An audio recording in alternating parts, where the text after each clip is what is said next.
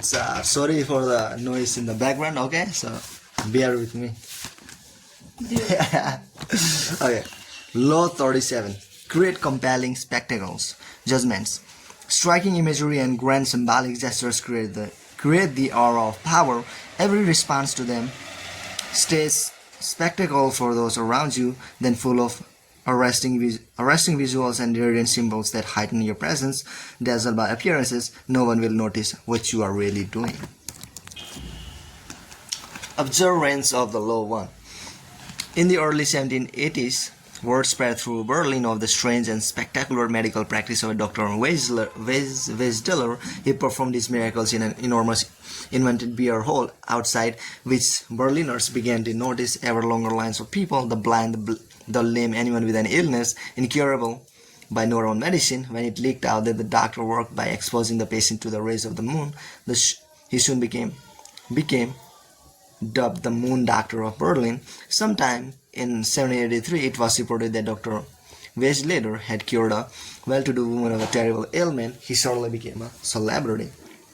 Previously, only the poorest Berliners had been seen waiting outside the beer hall in their rags. Now magnificent carriages were parked outside, and gentlemen in frock coats and ladies with enormous coiffures lined with straight as sunset drew near. Even a folk with the mildest of ailment came out of sheer curiosity as they waited in line. The poorer clients would explain to the gentlemen and ladies that the doctor only practiced when the moon was in its crescent phase. Many would add that they themselves had already been exposed to the healing powers he called forth from the rays of the moon. Even those who felt cured kept coming back, drawn by this powerful experience. Inside the beer hall, a strange and strange spectacle greeted the visitor. Packed into the entrance hall was a crowd of all classes and ethnic backgrounds, a veritable Tower of Babel. Through all windows on the northern side of the hall, silvery moonlight poured in at odd angles. The doctor and his wife, who it seemed was also able to effect the cure, practiced on the second floor, which was reached by a stairway at the end of the hall. As the line edged closer to the stairs, the sick would hear shouts and cries from above, and words would spread of perhaps a blind gentleman suddenly able to see.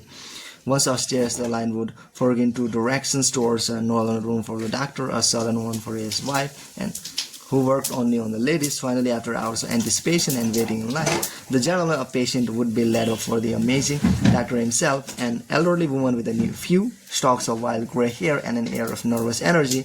He would take the patient, let us say a young boy, brought in by his father, uncover the afflicted body part, and lift the boy up to the window which faced the light of the moon. He would rub the site of the injury or illness, mumble something unintelligible, look knowingly at the moon, and then, after collecting his fee, and send the boy and his father on their way. Meanwhile, in the south-facing room, his wife would be doing the same with the ladies, which was odd really. Since the moon cannot appear in two places at once, it cannot have been visible.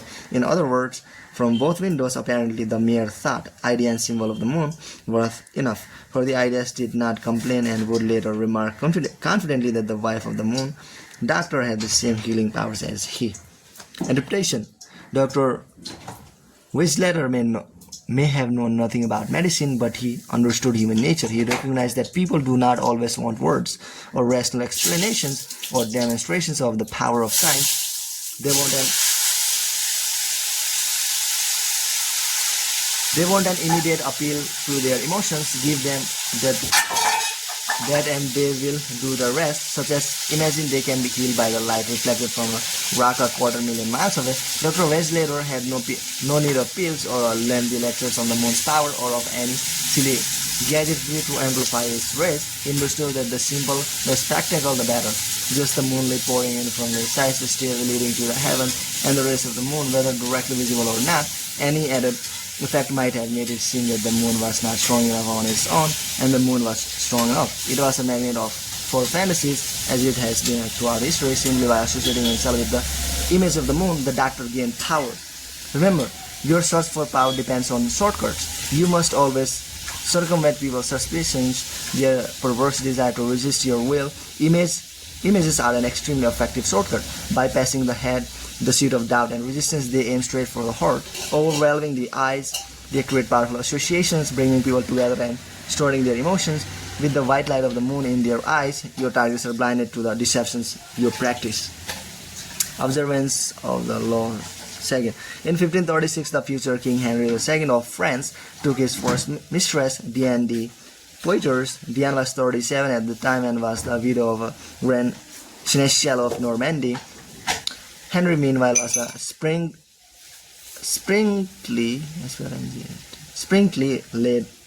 lad of 17 who was just beginning to show his wild oats. At first their union seemed merely platonic, with Henry showing an intensely spiritual devotion to Diane, but it soon became clear that he loved her in every way, preferring her bed to that of his young wife Catherine de Medicis. In 1547, King Francis died and Henry ascended to the throne.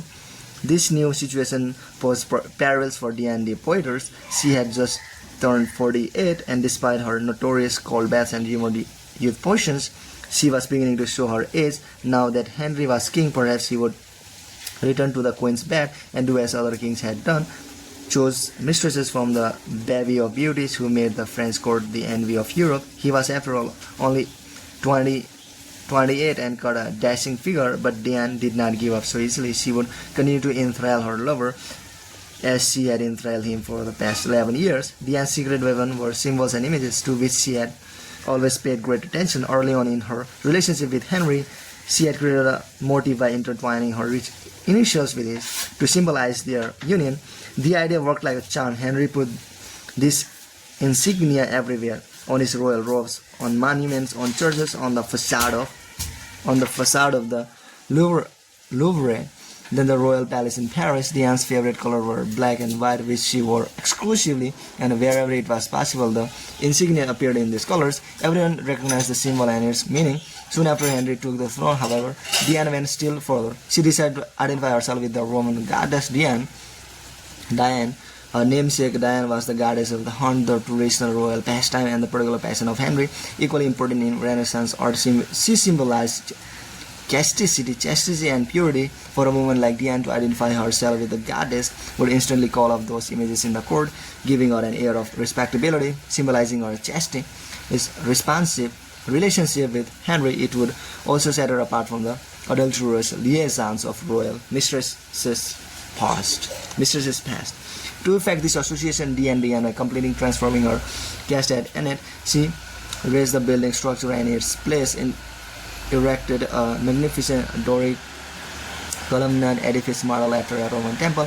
It was made in white Normandy stone flecked with black silex, reproduced and straight by colors of black and white. The insignia of her and Henry's initials appear on the columns, the doors, the windows, the carpet. Meanwhile, symbols of Diana with crescent moons, stags, and hounds adorned the gates and facades. Inside, enormous tapestries depicting episodes in the life of the goddess lay on the floor and hung on the walls. In the garden stood the famous Gauguin sculpture Diane Chastitius, which is now in the Louvre, and which had an uncanny resemblance to Diane de Poitiers. Painting and other depictions of Diane appeared in every corner of the castle, and it overwhelmed Henry, who soon was trumpeting the images of Diane de Poitiers as a Roman goddess. In 1584, when the couple appeared together in lines for a royal celebration, the townspeople welcomed them with a tableau vivant depicting a scene with Diane the Huntress. France's greatest poet of the period, Pierre de Ronsard, began to write verses in honor of Diane. Indeed, a king of cult of Diane sprang up. All inspired by the king's mistresses, it seemed to Henry that Diane had given herself a kind of divine aura, and as if he were destined to worship her for the rest of his life. And until his death in 1559, he did remain faithful to her, making her a duchess, giving her untold wealth, and displaying an almost religious devotion to his first and only mistress. Interpretation: Diane de Poitiers, a woman from a modest bourgeois background, managed to captivate Henry for over 20 years. By the time he died, she was well into her 60s, yet his passion for her only increased with the years. She knew the king well. He was not an intellectual but a lover of outdoors. He particularly loved jousting tournaments with their bright pendants, brilliant caparisons, horses, and beautiful dressed women. Henry's love of visual splendor seemed childlike to Diane, and she played on these weaknesses of his at every opportunity. Most astute of all was Diane's appropriation of the goddess Diana. Here she took the game beyond physical imagery into the realm of the psychic symbol. It was quite a feat to transform a king's mistress into an emblem of power and purity, but she managed it. Without the renaissance of the goddess, Diana was merely an aging courtesan. With the imagery and symbolism of Diana on her shoulders, she seemed a mythic force destined for greatness. You too can play with images like this, weaving visual clues into an encompassing gestalt, as Diana did with her colors and her insignia. Establish a trademark like this to set yourself apart, then take the game further, find an image or symbol from the past that will neatly fit your situation and put it on your shoulder like a cape. It will make you seem larger than life. Because of the light it shines on the other stars, which make up a kind of court around it, because of the just and equal distribution of its rays to all alike, because of good it brings to all places, producing life, joy, and action, because of its constancy from which it never varies. I chose the sun as the most magnificent image to represent our great leader, Louis, the Sun King, 1638, 1715. Okay, bye guys. Sorry for the background noise. Okay, please, sorry.